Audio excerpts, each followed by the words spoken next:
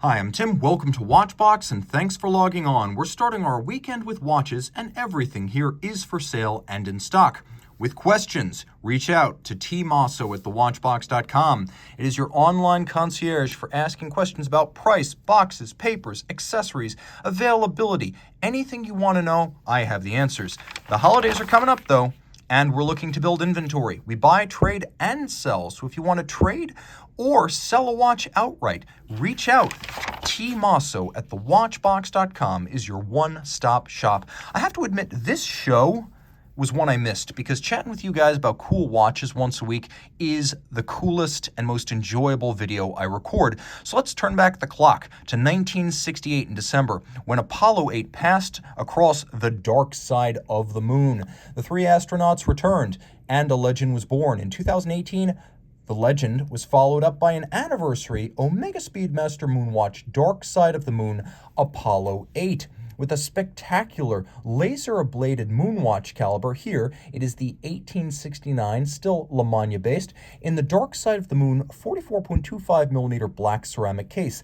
Laser ablation also used on the craggy dial side. We have here cantilevered hour indices and a little racing dial style staggered track of hashes for the chronograph seconds. We'll do a quick loom shot. As you can see, Omega learned from the gray side of the moon, loom everything. Loom the crown insert, loom the tack, loom the whole dial, and celebrate it. This is a watch that is about the pure joy of discovery. It's not astronaut issue. This is one for ground-bound aviation enthusiasts who like to style. The ceramic is almost impossible to scratch. By definition, none of these watches pre-owned have ever been refinished. They have sapphire crystals top and bottom, and in ceramic and sapphire, they're very light. They're only about 50 millimeters across the wrist, so you can see my 16 centimeter circumference wrist wears this one well. It's comfortable, it's light, and it's easy to read. A lot of black-on-black watches are not easy to read. This one couldn't be simpler. Taking a quick look at the buckle, this is where Omega,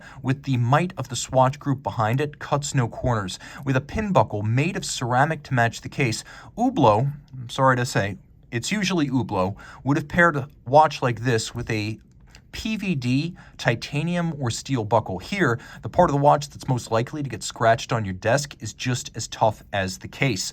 The Moonwatch caliber is manual wind, 21.6 beat rate, cam, lateral clutch, related to the Lamagna flown countless times by NASA, and has a 48-hour power reserve. It has fantastic cam action too.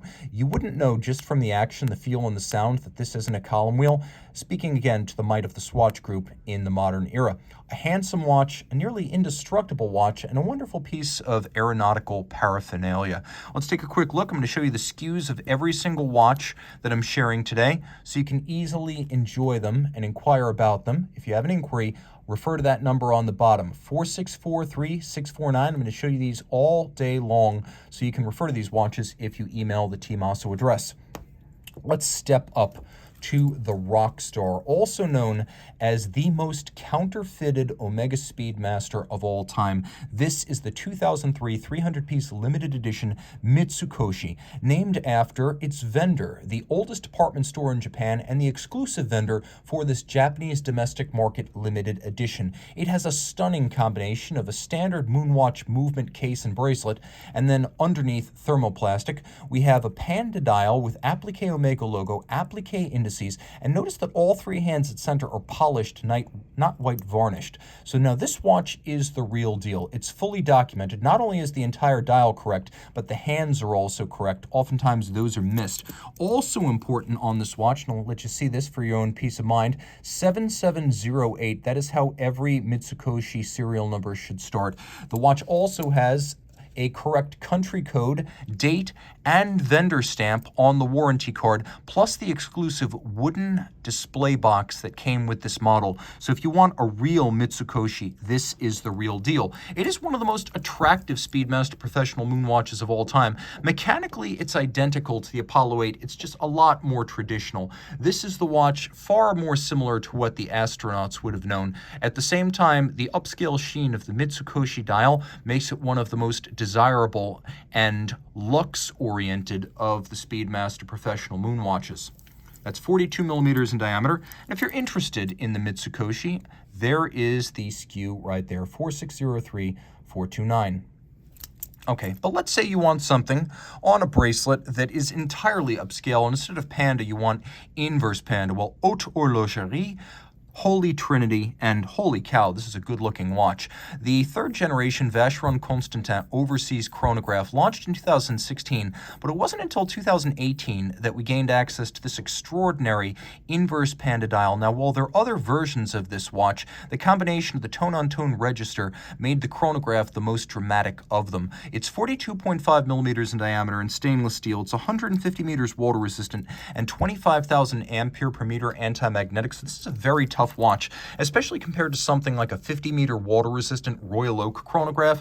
This is much tougher stuff, doing battle equally with the Royal Oak chronograph and the Royal Oak Offshore. The watch wears well on my 16-centimeter circumference wrist, but if you want to improve the fit even more, you want to avail yourself of the quick-release bracelet. You simply pull a tab, the bracelet pops right off, just like that. I denude it of its band, and I rarely show this on the program, but the watch comes with two straps. I've often mentioned the straps. The strap is always color coordinated to the dial. So here, black.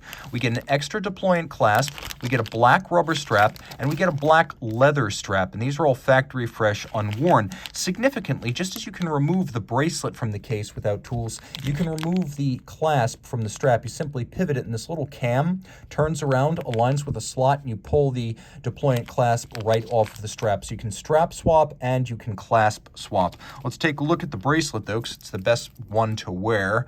I will say that on the rubber strap, the watch wears best on a small wrist. The bracelet is full of fun. Here we've got these two sleeved micro adjustments, 1.5 millimeters on each side. And so you have two micro adjustments built in. Also, every single link in the bracelet is removable and fixed by screws. And you can see that on both sides. There's an irregular sized link built in, so you have even more sizing flexibility. And again, every single link removable. Look at the degree of finishing, even on the interior faces of the links. These are beautifully rendered and the equal of anything sold by Longa, AP, or Patek Philippe. Truly well made and comfortable on the wrist. You can even see the Maltese cross motif, the Vacheron logo recurring down the center. And of course, when you fold the double deployant closed, you see it yet again. Take a quick look. That number at the bottom is the SKU if you want to email me with questions about pricing. Now let's take a look at the watch itself. New for the third generation overseas, hitherto never featured, we can see a manufacturer movement, a display case back, and the Geneva hallmark. This has all of them. It's a vertical clutch column wheel chrono with a 52-hour automatic winding power reserve. And note that the column wheel is black polished on its top with little Geneva style polished center, only instead of being a Geneva cap polish, it is a Maltese cross that has been polished. The bridges are beautifully unglazed, and you can see that the effect is quite persuasive, rounded and mirrored the way they're done by hand. We have a 22 karat mass here, not 21, not 18, not tungsten. This is the real deal. Quadruply finished, and there's also a nice depth to the movement from the rotor down to the balance, which has a black polished cap. A truly special watch. It's got everything going for it, technically, aesthetically, and ergonomically. All right, let's say you do want to go with the standard in the segment. It's undoubtedly the Patek Philippe Nautilus. But let's go with an unconventional version. This is the Patek Philippe Nautilus 57261A-014, the blue gradient dial version that launched in 2019. So this gives you a little bit more of a traditional Nautilus dial, unlike the anthracite version or the silver versions of the original Nautilus annual calendar. This looks a little bit more like a 5711 or the original 3700. Now the watch is surprisingly well loomed. Actually, I should probably show you a loom shot of the Vacheron just so you can see. Here's the Patek and here's the Vacheron. They differ in their use of loom. Vacheron goes blue and Patek perhaps a little bit more traditional, using a bright green Luminova grade. It is an annual calendar with aperture style indications for the day, the date, and the month. There's a 24-hour hand that is coaxial with a moon face. Being an annual calendar, which is Patek Philippe's original innovation from 1996, you only need to reset it once a year during the jump from February to March. On the reverse side, we have the automatic winding caliber 324. It's got a 6-position adjustment, a free-sprung Gyromax style balance, 4 Hz beat rate, 45-hour power reserve, annual calendar capability, and an anti-magnetic silicone hairsprings. The watch is rated from Patek Philippe to run no worse than -3 plus 2 seconds per day. It is handsomely finished. My favorite detail is that little spiral engine turning at the center of the rotor. It is 40.5 millimeters in diameter, 120 meters water resistant. It is a real sports watch, and it wears quite well on my wrist. It's definitely beefier than a 5712 or a 5711, or for that matter, a 5811. But the watch wears well enough on a wrist as small as 14 centimeters circumference, and it's flat enough that if you want to wear it as your only watch, dress cuffs are not going to be a problem. All right, let's go old school. We talked about a couple of Speedmasters, but as much as I love the Dark Side, and as much as the secondary market loves the Mitsukoshi, I have to say that the most interesting to me is the so-called Ed White. A replica of Ed White's personal spacewalked reference 105003 from 1965. This is the reborn caliber 321 Speedmaster, a tribute to the 105003. It's got a 39.7 millimeter pre-professional case, which means it has squared off lug ends. There's no lyre-style lugs. We have a long, narrow case band. We have no asymmetrical crown and pusher guard, and of course we have an applique Omega logo with a vintage Omega logo and marquee, and a little bit of a fauxtina going on. I'm not going to lie, there is some fauxtina here. It sits underneath a sapphire crystal, and it represents the vessel for the rebirth of the caliber 321, which would have been featured on these pre-moon Speedmasters. More on that in a moment, but of course this watch features a lot of vintage evocative elements and some upscale details, like the sapphire crystal and the ceramic insert to the bezel. It has a vintage style bracelet with flat, relatively short cross-section links, and we see once again that vintage style logo on the clasp, but it has far more structural integrity than a true 105003 and bracelet. Now on the wrist, it's shorter across the wrist and more compact, so if you found that the 42mm moon watch isn't for you, you might like this a whole lot more. And if you don't want it on the bracelet, the watch comes with its Omega space style secondary, so if you want to wear it over a spacesuit, you have this enormous Velcro accessory set to do exactly that. Taking a quick look at the watch in the dark, we'll do a lume shot here. The timepiece is plenty luminescent, including the chronograph seconds hand. And we've got a lot of vintage elements like the diagonal .70, the dot over 90, and of course all of the physical features of the dial are very true to history. Caliber 321 is incredibly appealing. Now, Ed White's wouldn't have been this nice. This has clearly been feddled by human hands. In particular, the beveling of the bridges is world class. It's what you used to get on the old 1863 display caseback moonwatch movement. This is even a little bit better, with the satination on the chronograph components deeply grooved and pronounced, and a lovely copper coloration with rose gold gilding on the bridges and plates. It is a column wheel lateral clutch chronograph, and you can see that column wheel distinguishing this movement from, for example, the 1869 Lemania 1873 based. This is what you would get on a conventional moonwatch. Note the use of a cam rather than a column wheel. And then this is based on a much older Lemania Bausch, the 2310, which also did business in many haute horlogerie watches, including as Patek CH2770. So this is of that ilk. Now you can see that this watch uses an overcoil hairspring on a balance beating away, a large balance beating away at 18,000 vibrations per hour. It has a manual wind 55-hour power reserve, and you can see it even has a little wire that spans the bridge for the escape wheel over to the regulator. That little wire is a hooking guard. It's there to prevent the overcoil from getting hung up on the regulator under conditions of shock. It is a panoply of colors. We have violet pivot jewels, rose gold of the bridges and plates, the golden of the wheels, and the silver of the regulator and the chronograph components. It is very, very, very appealing, and it's a better fit, again, on a smaller wrist than a standard moonwatch. Now, if you're interested in this one, here is the SKU. I'm going to show you the SKU so you can reference it if you email me at tmosso@thewatchbox.com. It's that number on the bottom.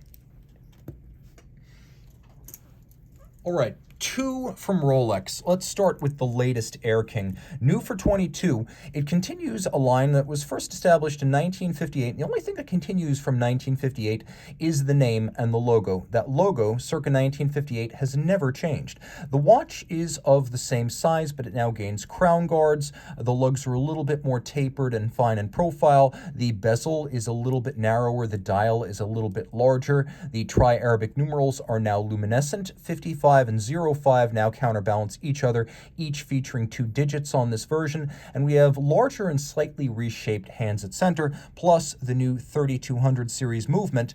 And one of the funky things about the 3200 is that if you want to set it compared to a 3100 series, you turn it counterclockwise. If you want to set a 3100 series, you turn it clockwise. But I digress. It now has a 70-hour power reserve. It is water resistant to 100 meters. It is highly luminescent, anti-magnetic, and shock tolerant. So while its original intent might have been to rule regally as the Air King, it is outstanding for ground-bound aviators today.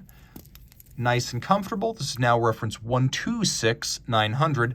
It's a wonderful alternative to the somewhat overpriced and overhyped Oyster Perpetual 41, and it is a lovely watch. I'd say it's wearing well on a wrist as small as 15 centimeters circumference, so if your wrist is 15 centimeters circumference or larger, game on. But let's say your wrist is even bigger than that, and you want to go ultra luxury. Well, I recommend this, the largest ever Rolex Day-Date, truly presidential. You can see that this timepiece is 41 millimeters in diameter, but that doesn't really describe the difference between this and the much smaller Day-Date 40. The Day-Date 40 is 40 millimeters. This is 41. Sounds similar? No way. Here we have solid end links on the President Bracelet. So whereas the Day-Date 40 spans only 47.5 millimeters across the wrist, this is 53. It's like a 44 millimeter Panerai Luminor. The watch is physically massive. You can feel it in the hand on the wrist that this is something special, and you could see the presence it boasts. I don't recommend this for a wrist any smaller than 16 centimeters circumference. I can wear it fine, and you can see that here, but you can also see that it's pushing out to the edge of my wrist. It is flat though. I'll give it that. It is very flat. As a dress watch, it fits underneath the cuff. Now, what was fascinating to me about the 218-206, the Platinum Day-Date 2, was that it had an exclusive bracelet not featured on gold models. Inside, we had first-generation Rolex ceramic-coated bracelet pins. So because of the ceramic coat, the white gold and the rose gold and the platinum on the Day-Date 40 cannot wear down the pins. But if you buy a Day-Date 2, only this model in platinum had those ceramic-coated pins. So uniquely, the platinum bracelet Day-Date 2 will never suffer Rolex bracelet stretch. The dial is to die for. You can see we have blued hands and blued radially arrayed Roman numerals. And then we have glacier blue or ice blue, a signature Rolex color reserved for platinum watches. Now you can see the watch includes a sunburst center, but then there's a lovely concentric grooved track underneath the hours. It is a double quickset, automatic winding, anti-magnetic, shock resistant, 100 meters water resistant. It is very much a sports watch movement in a dress watch body. And you can see how I have the double quickset. I can set the date and I can set the day separately. And remember I told you about adjusting 3200 and 3100 series movements. On the 3200 series, on the Air King, I turned counterclockwise to adjust clockwise. Here, I turn clockwise to adjust clockwise. That's great if you ever want to bust a counterfeit and you find that one is adjusting incorrectly. Fun facts to know. And of course, I have a twin lock crown in platinum. I know that because the twin lock crown in platinum has one single dot on it. What a machine. Taking a quick look, you can see the skew. It's that number at the bottom. If you're interested in this watch, email me at tmosso@thewatchbox.com. From blue to blue, but a very different design sensibility. Here we have the turquoise dial, stainless steel, Grunefeld 1941 Principia, launched for the 2019 model year. This was Tim and Bart Grunefeld's first ever automatic watch. Their background in watchmaking starts at Audemars Piguet Renoir Papy, and this watch lives up to those standards.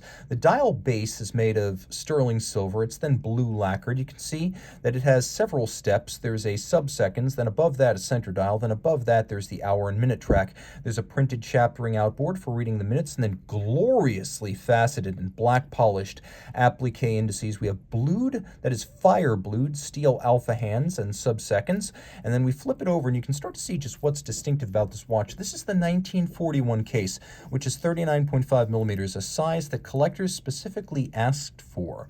It's about 10.8 millimeters thick, 47 millimeters from lug to lug, and it wears quite beautifully on a smaller wrist. This watch has bite. literally.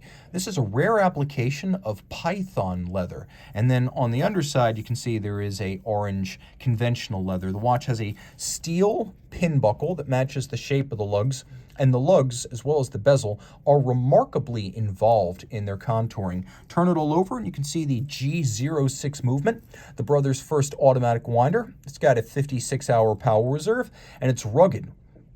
It has ceramic rotor bearings for efficiency and minimal maintenance, and it has a full balance bridge with a free sprung balance for precise adjustment and shock tolerance.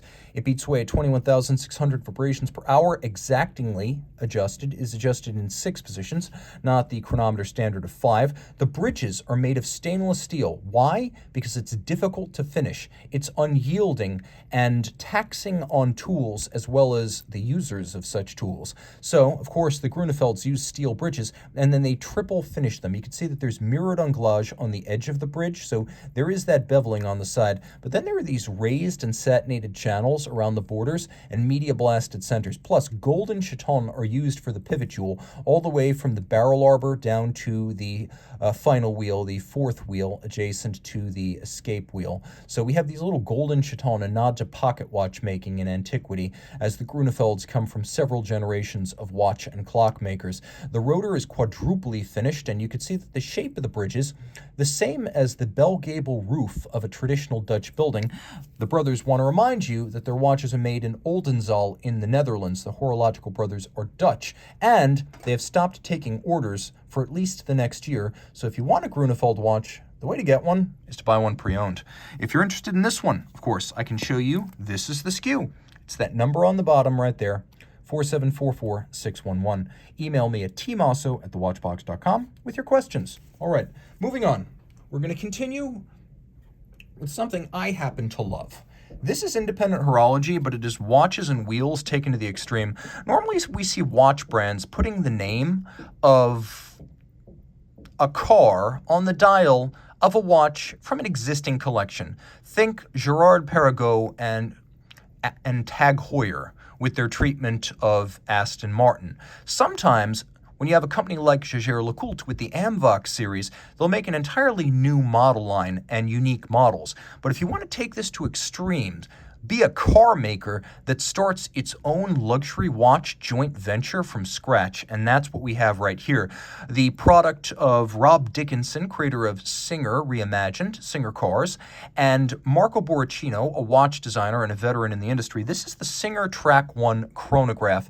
It pays tribute to the great motorsports chronographs of the 70s with a tonneau profile case, a bullhead-style chronograph operation, and you can see that it has a unique display for its chronographs. So you have coaxial hands, hours, minutes, and seconds at the center. Note the 70s style conical cap to the hands. And then you have a display of the time that scrolls along at 6 o'clock. So let me show you how this works. The time scrolls along. You read the hour and the minute at 6 o'clock. So for example, right now it is exactly 12 o'clock. Now it's 12:05. Now it's 12:10. And in case you're wondering, and I know you are, yes, it is luminescent.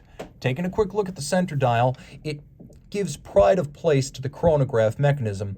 Borrachino had an idea for this type of watch, but it helped that Jean-Marc Wiederrecht of Agenor had exactly the same idea, creating a movement that would achieve that time display. And this is the Chronograph, the 6361. It's an automatic winder with the rotor underneath the dial. It has a 54-hour power reserve. It has a unique clutch that combines the best features of a lateral clutch and a vertical clutch, including beauty, shock resistance, and seamless operation. You could see that Singer's logo sits right on top of one of the intermediate wheels of the winding system adjacent to the barrel.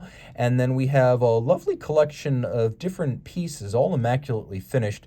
And Jean-Marc Wiederrecht has boasted that this movement meets all of the criteria for the Poisson de Genève, including Geneva manufacture. He simply didn't apply for it. You will appreciate that this is a versatile watch in ceramized aluminum. It has all of the virtues of metal in that it can't fracture or crack, and all the virtues of ceramic in that it's very light and it won't scratch, so it's the best of both. Of course, the action is super crisp, and you can feel it, you can hear it. You can also flip it back over and get really close and appreciate the details. And this watch is full service. Being 100 meters water resistant, you can take it swimming. The buckle is highly stylized, and you can see once again the Singer logo there. We'll pop this open. And you can see it's drilled out like the interior of a high-performance racing car or a racing car chassis. It is quite dramatic. I'll throw it on the wrist. It's a 43mm tonneau watch, which means the fit is a bit idiosyncratic, but it's flatter than you might think, and it's narrow enough that even on my 16cm circumference wrist, I can wear it really well. Now, this is a 50-piece limited edition that's called the Hong Kong edition. So originally sold only in the Hong Kong market. This is still quite rare in the West. With 50 pieces made, though, you could argue it's rare anywhere. Singer Reimagined Watches is a joint venture between Dickinson and Borrachino. It's not just some watch brand putting a car name on the dial, and it's not just some car company paying a watch brand to make it a watch. It is a going concern. It makes its own watches, and it brings in the best parts suppliers to deliver a unique and memorable product. Okay, I have two from Richemont brands, starting with one I know you're going to love. For a lot of folks, this is going to pull the heartstrings. And by the way, I was remiss. Let me show you the skew of the Singer right there. That's the skew down at the base of the sticker. 4549291. Email me at tmosso@thewatchbox.com with your questions. Okay, launched in 2004, the Lange und Söhne 1815 flyback chronograph is the slimmed down brother to the Datograph. It dispenses with the date and later on the power reserve that somewhat clutters the Datograph dial and adds thickness to the case. This is super slim as a result. Now the watch is wonderfully wearable. I'm going to throw it on my wrist. You can see it's just over 39mm in diameter, and it's flat enough that unlike a Dado, this will fit underneath any kind of a cuff. Super slim, easy to wear. This is the model made from 2004 to 2008. It's not the later version that was revived in 2010, because there was a 2018 rose gold model that looks a lot like this, but take note, it does not have the tone-on-tone dial. The dial, by the way, here is made of sterling silver, so it's a gold case with a silver dial, and of course we have matching gold hands. It's not just a chronograph, it is a flyback chronograph, reset and restart. No tachymeter here, it's a pulsation scale dial that gives you the ability to quickly determine a patient's pulse. Turn it all over, we have Lange caliber L951, and it is a lovely little thing. You can see column wheel, lateral clutch, oversized balance, beating away at 2.5 hertz. We have a black polished swan's neck, a black polished cover to the escape wheel. You can see that the components of the chronograph are alternately satinated and beveled steel and black polished and beveled steel. And yes, Lange Anglage treats the steel and the German silver components identically. We have both black polished and fire blued screws, and you can see freehand engraving on the balance cock. That was done with a burin, no engines, no lathes. The use of an overcoil hairspring is uncommon on Lange watches and gives the watch better rate consistency in different positions. You can also see that little golden chaton fixed by screws here are used, a nod to the pocket watch era of watchmaking in East Germany, where this watch is made. Glashütte is in the state of Saxony. And of course, it has a wonderfully old school pin buckle. Now, what is not old school is a platinum complicated Panerai Luminor. This is a controversial watch, and I'm not going to lie, it's one of my favorites. This is the 2021 model year 100-piece limited edition platinum PAM 715 perpetual calendar. It is the Luminor perpetual calendar in platinum. At 44mm in diameter with the so-called Luminor 1950 case, it is a massive machine. On my 16cm circumference wrist, though, it wears well. I wouldn't wear it on a smaller wrist, but big is the look with Panerai. There are supposed to be some proportional issues, and ergonomically, the fit is excellent. Now, the watch, of course, lives up to its name, Luminor Luminous, and there's a lot to see on the dial. Taking a quick look here, you'll appreciate that we have a coaxial display for AM/PM on the second time zone, and then we have a 0 reset seconds hand. You can see how the seconds hand just jumped back to the index. So it's not just hacking seconds, it's hacking with 0 reset. And the watch is not just a perpetual calendar, it's a perpetual calendar with a second time zone. And you can easily manipulate that local hour hand, and you can see how the day and the date are keyed to that. If I want to just change the day, I can do so quickly in a quick set fashion, just like that. So I'm able to change the day rapidly without necessarily looping endlessly around the dial. Now I have this little AM PM indicator because the second time zone is indicated by a hand that moves in 12-hour sweeps around the dial. The dial is a lush and lovely metallic sunburst green with a wonderful olive tone that plays handsomely against the rose gold hands. So we have a lot to love. A sandwich dial with a stencil featuring the numerals and the indices on a solid block of lume. So the base dial is a solid disc of lume. Over that, we have the cutout stencil. So this is a sandwich, traditional Panerai construction. We have a sapphire crystal that's domed like a vintage plexi, and you can see that 1950 case, which is a lot more like the vintage 6152 combat watches of the 50s than the later 1990s Alessandro Betterini case. We have the device protecting the crown. Unlock it, and now you can manipulate all the indications of this highly complicated watch. Lock it, and now you have an impressive degree of water resistance. Down to 50 meters, it is surface swimmable. There aren't a whole lot of perpetual calendars of which you can say that. You can see the series is 2021, a 100-piece limited edition with the extraordinary micro rotor automatic caliber 4000 being the base. This is the 4100. Lots to love. So we have a full balance bridge and a free sprung index for shock tolerance. We have a golden micro rotor to keep the watch thin and the display case back open. We have a 72-hour power reserve.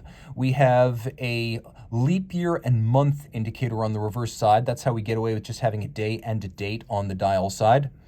And the watch is absolutely packed with functionality, right down to the year, the decade, the century, and the millennium. And it's beautifully finished. Although there's a lot of mechanical execution here, there's a lot more hand finishing than you'll find on a standard Panerai. So this watch is just packed with features. And one quirk, it does have a white gold buckle because that's how Panerai does. But it is one of the coolest Panerai watches I've ever encountered, and also one of very few that I've ever actually wanted to own. Taking a quick look at the SKU, if you're interested in owning this one, you want to email me at tmosso@thewatchbox.com and refer to that 7-digit number at the bottom, 4627568.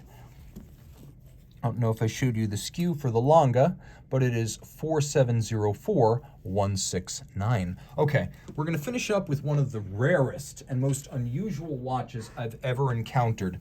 Jerome de Witt, who is a descendant by his own declaration of Napoleon Bonaparte and Leopold I of Belgium, as well as approximately 8 other European nobles. Well, he's also a watchmaker. His company grew out of the old Cedric Jonaire company, and in 2003, as a result of some litigation, de Witt, like Napoleon, was left in possession of the field and ownership of the company. He started rolling out watches in his style, featuring his somewhat pompous but understandable imperial colonnade case design, because he wants to remind you that when you buy a de Witt watch, you're buying a Napoleon watch. And you think that's hyperbole, that's his exact phrase from the front page of his website. But he lives up to his boast, creating impressive mechanisms, and I have to say, he and his wife Vivienne are some of the most gregarious and approachable people you will ever see at a watch show. They genuinely love talking about the watches. She is apparently a countess of some descent and wears her hair Ferrari red. She's also the CEO of his company. They're a lovely couple. Well, in 2015, he launched this Academia Mathematical. Academia is his flagship collection. Mathematical is the model. 42.5 millimeters in rose gold. This is a 28-piece limited edition. Yes, he makes the movement, but all of the action is on the dial side, where this watch features overlapping, wheeling, whirling carousels of time. You could see all of the discs for the jumping hours, tens of minutes, and minutes visible on the dial side. And if you're impatient like me and you just want to adjust it, you can also do that. But I wanted you to see the full roll. Now that you have, let's jump around to the movement. It's impressively decorated, but it's also impressive in its architecture, as the bridges are handsomely laid out and attractively formed. Architecture is the often overlooked cousin of finish. Finish is how things are polished and satinated and engine turned, whereas architecture is the shape and arrangement of structures, and this watch has both. You can see it's a free sprung balance beating away at 21.6. It's got a 48-hour power reserve, which is impressive, because if you think of watches like the original FP Journe Vagabondage 2, which has the same kind of jumping hours, minutes, and tens of minutes, or the original Lange Zeitwerk, which has a similar display, those watches had sub 30-hour and 36-minute or 36-hour power reserves, respectively. So to achieve 48 hours here is a genuine feat. There's a lot that's attractive. The bridges are nicely open, arcing, skeletonized when possible to show the underlying drivetrain. You can see a finger-style set of trains from the barrel, which is beautifully spiral solarized, all the way down to the escapement and the free-sprung balance. There's a lot of black polish going on here. There's circular Cote de Genève, there's engine turning in several different sizes. All screw heads are black polished with chamfered slots in circumference, and the beveling, as you can see, is quite bright, but there's also a lot of interior angles here and here and here. I've seen a lot of Geneva hallmark movements that don't have one of these, and while these bevels are definitely started by mechanical means, finishing them at such extreme inward points is the hallmark of attention to detail and a truly beautiful watch. De Witt is an impressive, complete manufacturer run by someone who loves watches and is a veteran of the industry. This watch, if you're interested in joining the ranks of a Napoleon watch, for some reason it seems that this Napoleon watch does not have the tag, so check in the description below, which Griffin's going to write up, for the SKU of this watch, so you can email me at tmosso@thewatchbox.com for purchase and pricing details. Remember, reach out to tmosso@thewatchbox.com for purchase and pricing details of any watch you see today. Time out, Tim out. Have a great weekend, and thanks for logging on.